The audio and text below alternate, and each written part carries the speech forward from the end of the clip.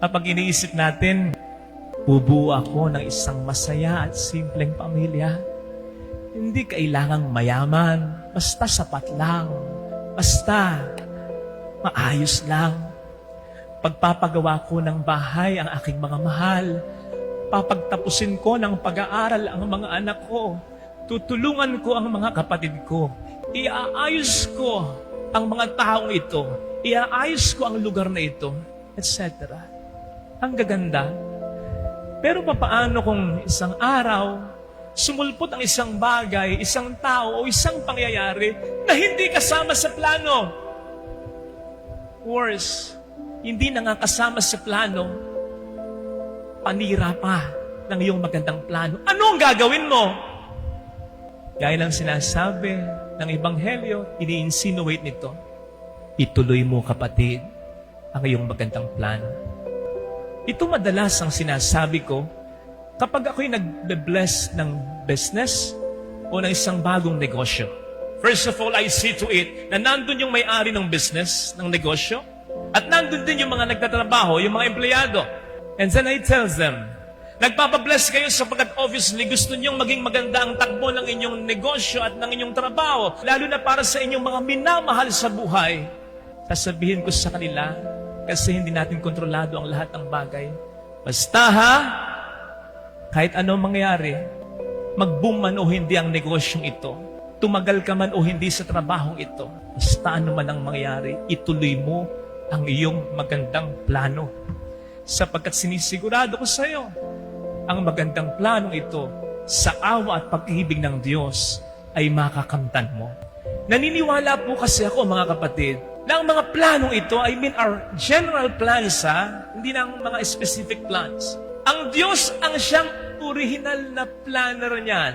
He just inspired us to take on that plan sa ating kalooban, sa ating isipan. Ano sinasabi sa Philippians 2:13? God works in you to act and to will in order to fulfill His good purpose. So ang Diyos ang siyang may plano na maging simple pero maayos, masaya ang buhay mo at ng pamilya mo o magiging pamilya mo. Ang Diyos ang siyang may gusto na magawa mo yan o magawa mo ito, ang makatulong ka sa ibang tao. Ang Diyos ang siyang nagplano at hindi niya babaguhin ang planong yan dahil lamang sa mga pangit mong nararanasan. Halimbawa, may maganda kang plano, tinraidor ka ng isang kaibigan. O kaya may maganda kang plano, iniwan ka sa ere ng iyong kanegosyo. O kaya may maganda kang plano, niloko ka ng mahal mo. O kaya may plano ka para sa anak mo, hindi niya ginawa ito. I'm sorry, hindi sasabihin ng Panginoon, nako, kahit hindi mo kasalanan, sumablay siya. Kasama siya sa plano para sa iyo Ini-scrap ko na ang maganda kong plano para sa iyo. No! Tama sa ating mga magagandang plano, sa plano ng Diyos para sa atin, kasama yung mga taong yan. Pero hindi nakakabit sa kanila ang plano ng Diyos para sa iyo at para sa akin, para sa kahit sino dito. Hindi ang Diyos ang siyang mag-a-adjust. Manapa i-a-adjust niya lahat ng mga pangit na pangyayari sa buhay mo in such a way na makatulong sa iyo upang mas ma-achieve mo pa ng makabuluhan at makahulugan ang maganda niyang plano para sa iyo. O hindi ba't yan ang sinasabi sa Roma 8:28? Sa lahat ng bagay, ang Diyos ay gumagawa para sa ikabubuti ng mga taong sa Kanya ay nagmamahal at nagtitiwala. Kaya huwag kang mawawala ng pag-asa.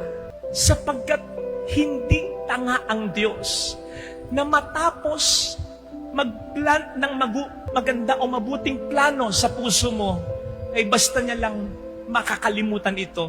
Hindi pabaya ang Diyos. Hindi siya paasa na matapos magplano para sa iyo ng maganda, iiwan ka na lamang niya sa ereng nag-iisa. Kaya sana, huwag tayong mapako sa mga pangit na karanasang ito. Tama ang lahat ng yan ay may epekto. Pero huwag mong piliin, umikot na lamang dyan ang mundo mo. Mas malawak ang plano ng Diyos kaysa mga nangyayari at mangyayari pa sa'yo. And so, it should all the more push you rather than pull you. Kasi kaya naman nangyayari madalas sa mga pangit na bagay na ito.